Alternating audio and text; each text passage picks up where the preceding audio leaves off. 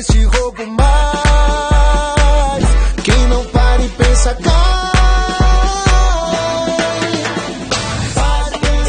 Desconfiar é sua maior arma contra os golpistas. Se alguém te pedir dinheiro, Pix ou transferência, pare e pense. Pode ser golpe. Entre no site da Febraban e saiba mais. Não existem limites para a imaginação humana.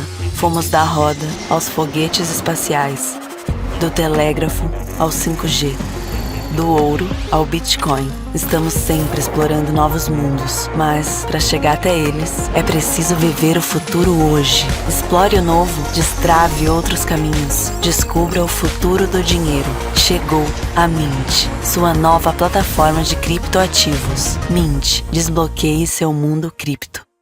Olá, continuando o especial Real Digital aqui do Future of Money e da Exame, você vai acompanhar agora uma entrevista exclusiva. O meu colega João Pedro Malar conversou com ninguém menos do que Fábio Araújo, o coordenador do Drex no Banco Central do Brasil. E você acompanha agora como foi essa conversa.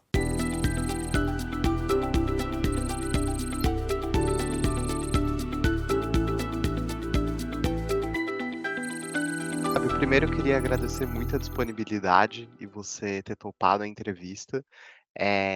Eu trabalho na Exame, na Future of Money, que é uma editoria focada, né, nessa área de digitalização da economia, e a gente tem falado muito de Drex, né, obviamente, não tem como não falar de Drex, né, quando a gente fala sobre esse assunto. E a gente está organizando uma semana especial de conteúdos, né, sobre o Drex, com vários painéis, enfim, com gente do Banco Central, inclusive, também, que vai participar. E essa entrevista com você também é um dos principais conteúdos, claro, sobre o Drex, já que você está coordenando todo esse processo, né? A primeira pergunta que eu queria fazer para você, na verdade, é como tem sido o progresso em torno do desenvolvimento do Drex, e agora na fase do piloto, né? E quais têm sido os maiores desafios que vocês têm enfrentado nesse processo também? Certo. Obrigado pela oportunidade. Essa pergunta é bem interessante. Assim. O progresso ele tem sido muito bom, né? A gente tem tido um engajamento muito grande do mercado e de todos os interessados no tema. Isso é um dos aspectos mais positivos que a gente tem visto. Desde lá do Lift Challenge, a gente conseguiu engajar boa parte do mercado brasileiro, participantes internacionais, provedores de solução tecnológica. A gente tem também conseguido se engajar bem na discussão internacional sobre o debate das possibilidades que dá para se fazer com isso, com essa tecnologia. Então, isso é um aspecto positivo e isso tem feito com que o andamento tenha sido muito bom. Então, assim, todas as vezes que a gente se depara com um obstáculo, como tem uma massa muito grande de agentes participando e discutindo, a gente consegue achar uma solução ou adaptar as soluções que existem para a situação do Drex. E isso eu acho que tem muito a ver com o fato de a gente estar conduzindo isso juntamente com o mercado, com os participantes, né? Não é o fato assim, o Banco Central está desenvolvendo sozinho e a gente quer fazer uma coisa para o Banco Central. O que a gente está fazendo é uma coisa para o uso do mercado. E aí isso facilita com que o mercado traga soluções, traga ideias e a gente possa discutir e avançar. Então, esse é o lado positivo, o andamento. Realmente tem sido muito bom, tem tido uma repercussão muito, muito boa com todos os participantes. E aí vem a dificuldade. A dificuldade que a gente está enfrentando é uma dificuldade da indústria. Dessa tecnologia, todo mundo está tentando resolver esse problema. Como é que a gente pode colocar esse problema de privacidade de uma maneira simples, né? Sim.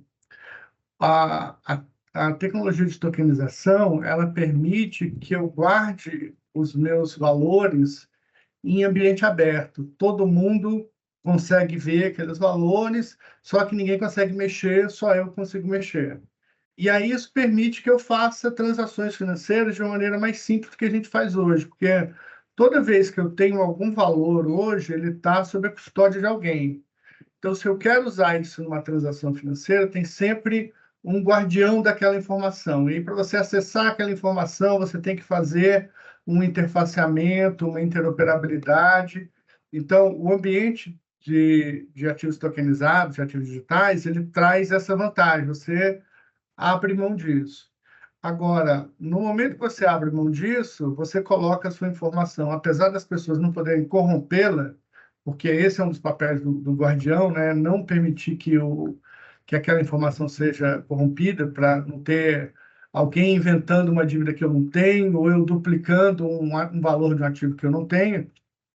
Isso está resolvido, mas o fato de eu não querer que as pessoas vejam tudo que eu estou fazendo, a privacidade, isso não está bem resolvido ainda. Você tem algumas soluções, você tem as soluções de prova de conhecimento zero, que elas estão começando a chegar na maturidade de mercado. Tem algumas soluções que são feitas para coisas mais simples. Então, a gente está tentando adaptar essas soluções de privacidade. Agora, a gente está trabalhando especificamente com essas tecnologias de prova de conhecimento zero, Zero Knowledge Proof, né, o ZKP, que a gente menciona o tempo inteiro. E o principal desafio é a gente conseguir adaptar soluções que já estão maduras para o arcabouço que a gente precisa do Drex. Então, a gente está junto com o mercado, pensando sobre essas questões dentro do piloto, e a gente tem essa fase de testes que, agora que todos já estão na rede, a gente vai iniciar efetivamente os testes de privacidade. A gente deve conduzir esses testes considerando algumas alternativas diferentes de soluções tecnológicas até maio do ano que vem. Legal. E aí a segunda pergunta que eu queria fazer é, inicialmente, lá quando vocês anunciaram o piloto, a ideia era ter um lançamento, né, inicial do Drex até o fim de 2024, começo de 2025. Essa expectativa ainda se mantém? Como que está sendo essa questão de cronograma mesmo, né? O cronograma do projeto ele ainda não foi alterado nesse sentido. A gente teve já uma primeira alteração pela dificuldade de conexão de todos os participantes. A gente teve que inverter um pouco a ordem. A gente ia construir uns smart contracts um pouco mais para o final do ano, mas como estava tendo essa dificuldade, a gente resolveu acelerar a parte de criação dos smart contracts da primeira geração, que é sem as soluções de privacidade, que já estão concluídos, e enquanto dava tempo para todos os participantes entrarem. Agora a gente está com a rede básica toda montada. Todos os participantes estão na rede, todos os smart contracts básicos estão na rede, e a gente vai usar esse tempo para prospectar até maio. Então, a gente estava com a perspectiva de ir até fevereiro com esses testes, com esse atraso para a entrada dos participantes, e até mesmo uma avaliação do estágio de desenvolvimento da tecnologia, porque uma coisa é você conversar com os fornecedores, com os provedores de solução, de uma maneira geral, mas quando você vai colocar a mão na massa e ver como é que aquilo se encaixa na sua solução, você começa a ver algumas dificuldades. Então, essas questões apareceram, a gente resolveu ampliar um pouco esse período de teste para chegar até maio.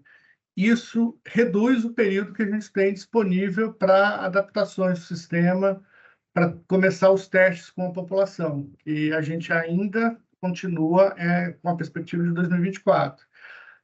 Essa perspectiva ela é um desafio grande, a gente já sabia quando colocou isso, e a gente tem um outro elemento que ocorreu além dessa questão da pesquisa e desenvolvimento de ZK, a questão de RH do banco, que tem dificultado, não tem impactado tanto ainda, mas tem dificultado o desenvolvimento. A gente não está conseguindo fazer o desenvolvimento com toda a velocidade que a gente faria, com o pessoal trabalhando hora extra. Assim, a gente trabalha no Banco Central, trabalho no Banco Central há 25 anos, já vários projetos, eu trabalhei direto sábado, domingo, feriado, e isso, com a situação atual, a gente não consegue engajar o pessoal, a gente só está conseguindo fazer o trabalho no período convencional, então isso reduz um pouco a velocidade de implantação. Mas, de toda forma, a gente ainda está com essa perspectiva de abrir para a população final de 24, início de 25, para testes com a população. Não seria a plataforma de produção final, mas uma plataforma onde a gente já pudesse incluir as pessoas para ver como que as pessoas se relacionam com esse tipo de tecnologia. É um ambiente completamente novo para a maioria das pessoas, então a gente precisa não só ver como é que funciona a parte interna, o encanamento, mas como as pessoas fazem uso dessa nova tecnologia, né? Isso é uma parte importante dos testes que a gente pretende começar no final de 24 ou no início de 25. Legal. É claro que a gente ainda está numa etapa muito inicial, né, então é sempre difícil prever essas coisas. Mas na sua visão e na visão do Banco Central, quais devem ser as primeiras mudanças que o Drex vai gerar quando ele começar a ser implementado para a população, né? Porque a gente está falando realmente de uma nova infraestrutura, né, de uma nova plataforma para o sistema financeiro. Como você acha que isso vai, começar a impactar a população? Como eles vão começar a sentir essas mudanças, né?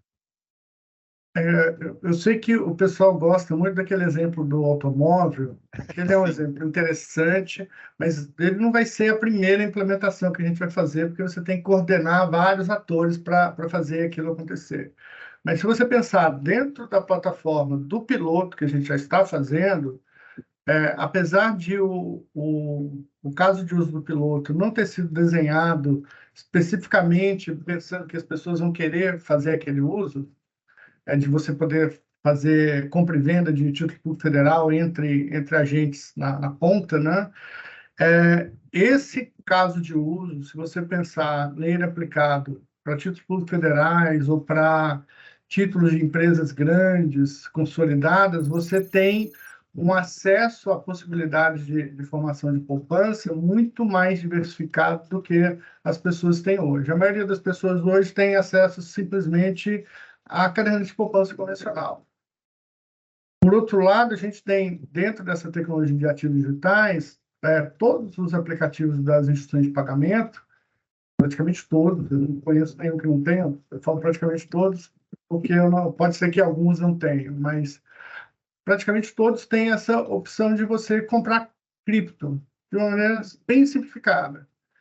Então, você imagina assim, como é que a tecnologia trouxe uma situação inusitada para o Brasil. Hoje, uma pessoa que tem uma conta numa instituição de pagamento consegue comprar cripto, mas essa mesma pessoa, se quiser comprar um título público federal, ela tem dificuldade porque os sistemas usam uma tecnologia antiga que ainda trava essas transações. Então, no ambiente do real digital, esse tipo de transação vai ser muito facilitado, né? O Drex vai facilitar esse tipo de transação. Então, as pessoas vão poder começar a compor poupança de uma maneira diferente do que elas compõem hoje. E aí, um outro passo que é natural de você fazer é, uma vez que eu sou uma fintech e você tem um título público federal na sua carteira, eu posso te fazer um empréstimo se você me der esse título público federal em garantia, porque o risco desse empréstimo vai ser muito baixo. Então, eu acho que as primeiras aplicações vão ser acesso a ativos seguros para as pessoas, ativos que todo mundo concorda, esses ativos que são super tranquilos, título público federal, ação de uma empresa brasileira grande que todo mundo sabe que não vai quebrar, então você pode facilitar o acesso a esse tipo de oportunidade de investimento. E, ao mesmo tempo, você vai ter fintechs pensando, olha, já que ele tem essa garantia para me oferecer, eu posso oferecer um crédito barato para ele. Então, esses dois braços, né, essas duas variações iniciais, eu acho que elas vão ser compostas para formar os primeiros produtos que vão ser oferecidos para a população. legal. E aí você já falou um pouco, né, sobre como, eh, em alguns aspectos o mercado financeiro, né, ainda usa uma tecnologia que possui dificuldades, né. Você comentou nessa questão, por exemplo, de oferta de títulos públicos, né. Eh, como você acha que o Drex e pensando realmente no Drex como a introdução ou uma intensificação do uso da tecnologia blockchain, né, pelo mercado financeiro, quais mudanças você acha que o Drex vai trazer para esse mercado em termos de modernização e de avanços, enfim? Eu sei que a gente ainda está falando as coisas de uma forma abstrata, ainda vamos ficar ainda pensando assim, como é que vai modernizar, ainda é uma maneira abstrata de ver, né? Mas uma das maneiras que a gente pensa que isso vai modernizar pode ser ilustrada por um caso que ocorreu quando a gente estava começando o desenvolvimento do Real Digital, do Drex, né? Quando a gente começou a pensar nessa tecnologia, uma das primeiras preocupações que veio é, poxa, mas isso é uma outra plataforma tecnológica. Será que isso não vai ser caro para os bancos pequenos, bancos grandes, os bancos pequenos e médios participarem? Isso aqui não vai fazer com que os bancos grandes tenham mais uma vantagem e aí a gente, ao invés de ter mais concorrência, a gente tenha menos concorrência? Então, a gente pegou os planos que a gente tinha e foi conversar com as fintechs e com os bancos pequenos e médios. E quando você apresenta esse cenário, a resposta dos bancos pequenos e médios, das fintechs, as fintechs mais fácil que elas sempre já estão nascendo de uma tecnologia nova, então elas não têm tanta essa preocupação. Mas os bancos pequenos e médios, eles têm uma tecnologia legada, um investimento que eles já fizeram, e isso poderia trazer complicação para eles. A gente foi lá verificar o que eles achavam disso. E a resposta foi justamente no sentido contrário. Eles falaram: olha, hoje, toda vez que eu quero entrar na negociação de um tipo de ativo diferente, eu preciso fazer uma interoperabilidade com um sistema diferente. Então, às vezes é um pessoal com conhecimento diferente, é uma tecnologia diferente, eu preciso colocar um time específico para aquele ativo. Basicamente, ativo por ativo. Não ativo por ativo, mas assim, mercado por mercado, você tem uma integração diferente. Então, para um banco grande, isso não é problema. Ele se integra com todos os mercados e ele consegue operar com todos. Agora, para um banco pequeno, toda vez que ele pensa no outro ativo, poxa, eu tenho aqui, eu sou uma cooperativa e eu estou fazendo crédito rural, eu conheço os fazendeiros da região, eu poderia fazer uma LCA, um CPR, que seria um outro tipo de ativo ligado à atividade rural. Eu já conheço bem a região. E aí, para se integrar isso, você precisa desenvolver um outro sistema. No caso de um sistema, uma plataforma como o Drex, vamos supor que o banco ele se especializa lá em crédito rural. Ele está fazendo crédito rural, ele conhece o pessoal e agora ele quer lançar outro ativo. A integração é automática, porque os ativos novos, dos mercados novos para ele, que ele gostaria de participar, já estão padronizados. Então, você começaria a usar os smart contracts dentro da mesma infraestrutura. Então, você tem uma facilidade de expansão da atividade e aí você baixa a barreira de entrada para os pequenos e médios. Então, esse é eu acho que esse caso ele ilustra muito bem como é que o mercado pode se alterar, né? Você tem hoje o mercado funcionando em silos separados, tem um silo de negociação do ativo tal, que tem algumas pessoas, alguns participantes do mercado que têm acesso àquele, e quando você abre para o Drex, tudo que tiver padronizado dentro do ambiente Drex é naturalmente acessível para todos os participantes da rede. Legal, perfeito. E aí eu queria te perguntar também, você comentou, né, na resposta anterior, dos primeiros casos de uso, né, talvez que o Drex ele vai permitir. Mas eu queria te perguntar também, quais são os casos de uso que mais chamam a atenção do Banco Central? Sejam os que talvez sejam mais factíveis no início ou que talvez demorem mais para surgir para a população. O que que fez o pessoal do Banco Central meio que brilhar o olho quando viu, né, o que o Drex pode proporcionar? O que chamou a atenção do Banco Central não foi assim, nada, nenhum caso concreto. O que chamou a atenção foi exatamente a flexibilidade da tecnologia. Quando a gente começou a, a estudar de uma maneira mais aprofundada a possibilidade de criar uma moeda digital aqui no Brasil, a gente estava terminando a elaboração do Pix, não? O Pix estava sendo liberado para a população, para o uso da população. Então, quando você pensa assim, a moeda digital de Banco Central, moeda serve para quê? Para fazer pagamento. Então, vamos pensar em pagamentos. E aí a gente olhou, pagamentos, a gente está bem resolvido. De fato, quando a gente chegou lá no começo de 21, o Pix já era um sucesso muito maior do que o que a gente imaginava que ele poderia ser. Foi uma adoção explosiva, é realmente um caso de sucesso muito grande, né? Assim, superou todas as perspectivas mais positivas que a gente tinha para adoção. Então, a gente, no começo de 2021, chegou à conclusão, olha, para pagamento, a gente não precisa se mexer, não é para isso que a gente vai fazer essa tecnologia. Concomitantemente, no início de 2021, o mercado de finanças descentralizadas estava explodindo com inovação. Então, a gente pensou, bem, vamos olhar o que essa tecnologia de ativos digitais tem mais a contribuir para a sociedade, o que pode trazer de novo para a sociedade essa tecnologia. E aí o exemplo de finanças descentralizadas estava muito claro, e a gente viu a flexibilidade dos contratos, os tipos de inovação, a facilidade de você incorporar novos serviços, essa flexibilidade do sistema. Então, às vezes as pessoas perguntam, e qual produto vocês acham interessante do DeFi para trazer para o ambiente regulado?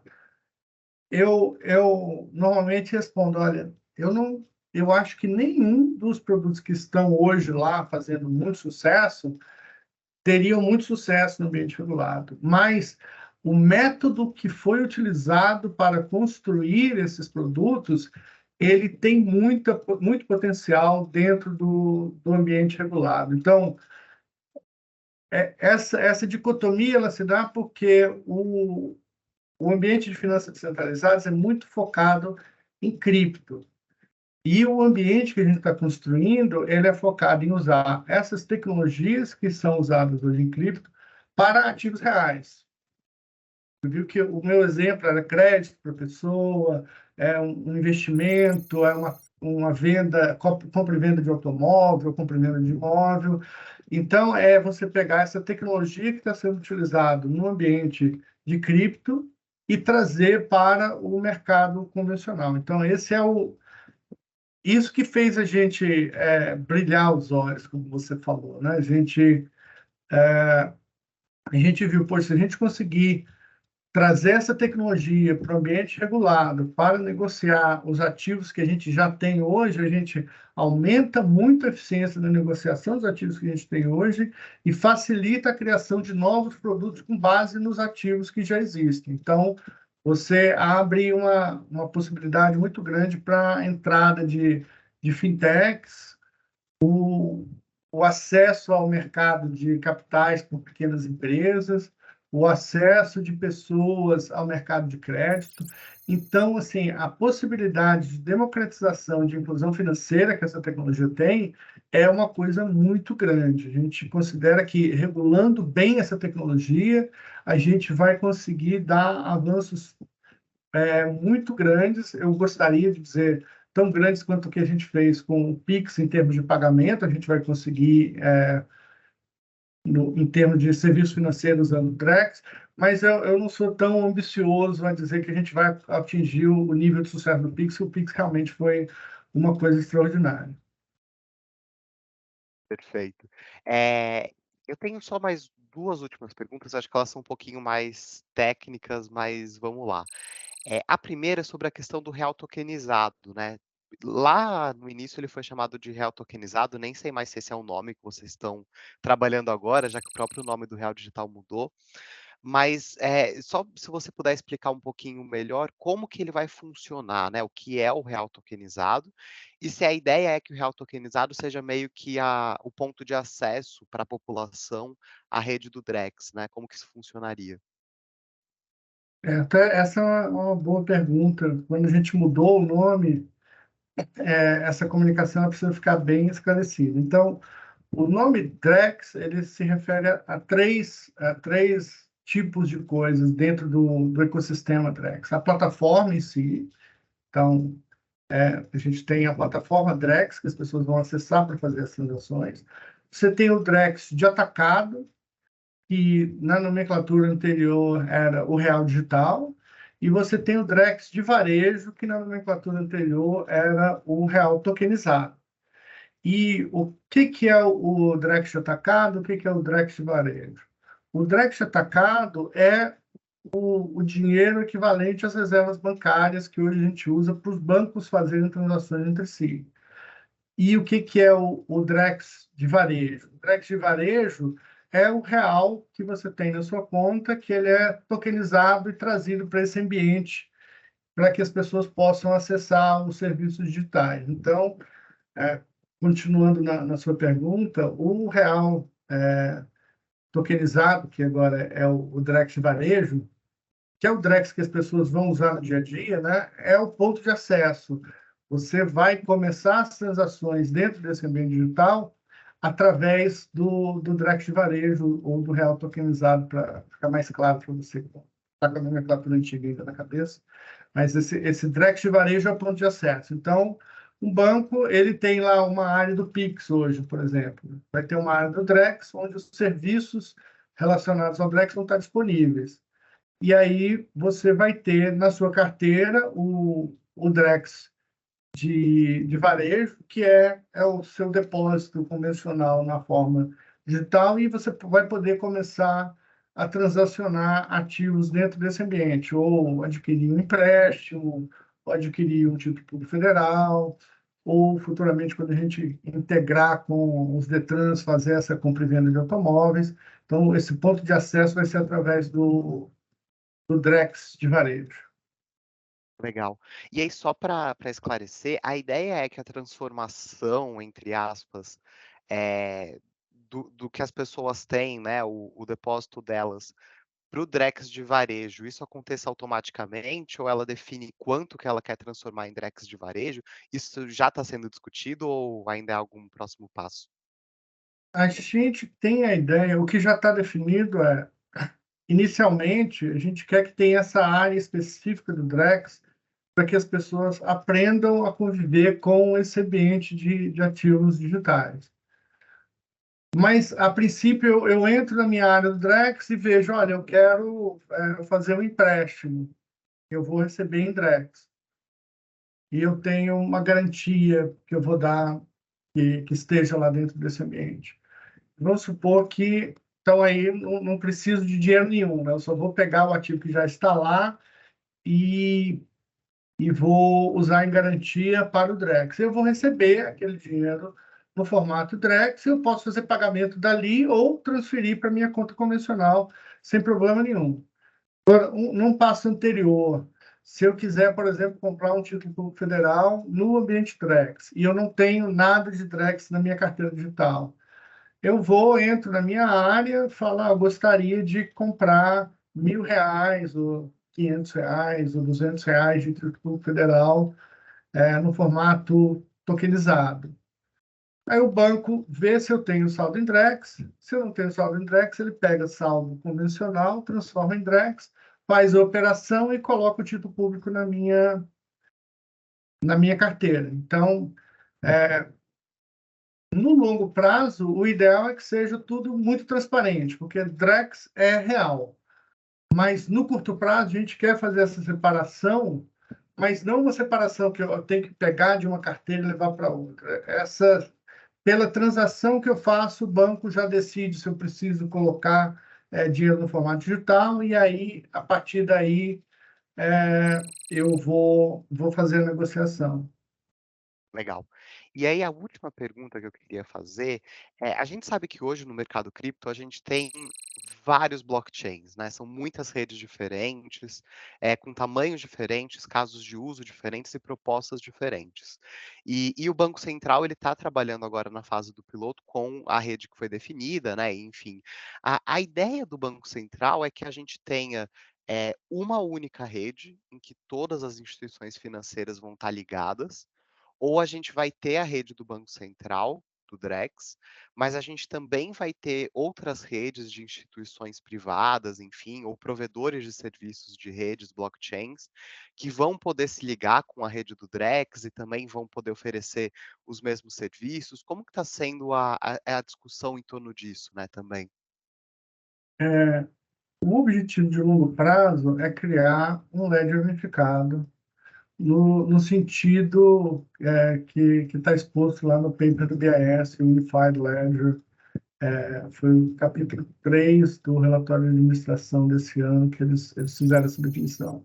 Agora, um ledger unificado, ele é uma coisa lógica, uma arquitetura lógica, não obrigatoriamente uma arquitetura física. Então, você pode ter um ledger unificado formado por vários ledgers diferentes que interoperam de uma maneira forte o suficiente.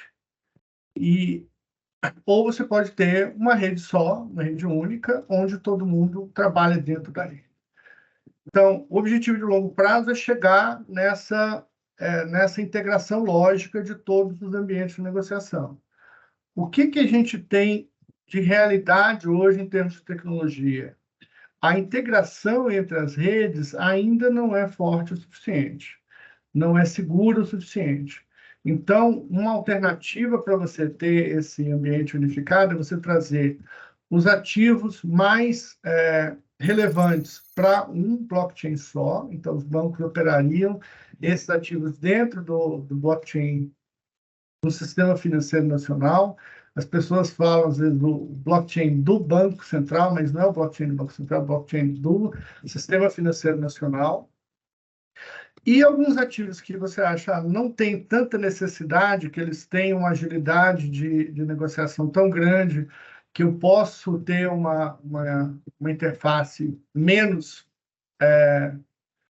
sólida, né? uma interoperabilidade menos sólida, eu posso estar com esses ativos em outras redes e fazer uso dessa interoperabilidade para acessar a rede do sistema financeiro e a rede privada de uma instituição, né? Então, essa é uma possibilidade que a gente tem trabalhado, mas essa ideia de arquitetura ela vai convergindo para o ledger unificado à medida que as pontes de interoperabilidade elas se fortaleçam.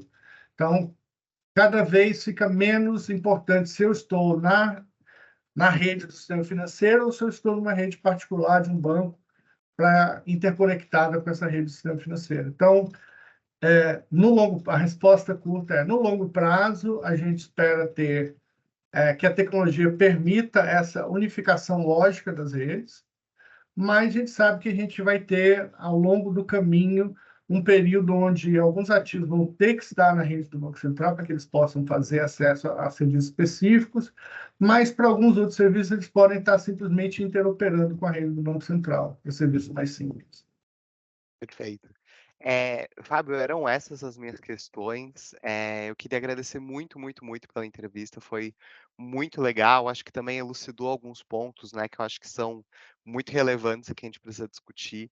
Então, muito, muito obrigado pela disponibilidade e pela entrevista, viu? João, só queria fazer um comentário final, que assim, eu acho que Claro. eu não consegui, porque a gente começou uma conversa muito técnica, uma conversa assim, mais conceitual, então tem um aspecto que eu acho que eu não consegui tratar de maneira adequada, que é a democratização financeira. O objetivo dessa plataforma é promover a democratização financeira e a inclusão. Tanto a democratização financeira para o acesso a pequenas firmas, quanto ao pequeno poupador, o pequeno tomador de crédito. Esse é um problema que a gente enfrenta aqui no Brasil, todo mundo sabe dessas dificuldades que nós temos. Apesar de nós termos um sistema financeiro muito avançado, nós temos ainda muita dificuldade de acesso das pessoas e das pequenas empresas, e o objetivo final do Drex é a inclusão financeira, é a democratização de acesso aos serviços. Esse é um ponto fundamental para o desenvolvimento. Isso guia todas as decisões que a gente toma, né? Assim, se você pode tomar uma decisão que amplia a inclusão financeira, a gente vai tender a beneficiar essa decisão em detrimento de outra. Perfeito. Era isso, então, muito, muito obrigado, viu, Fábio?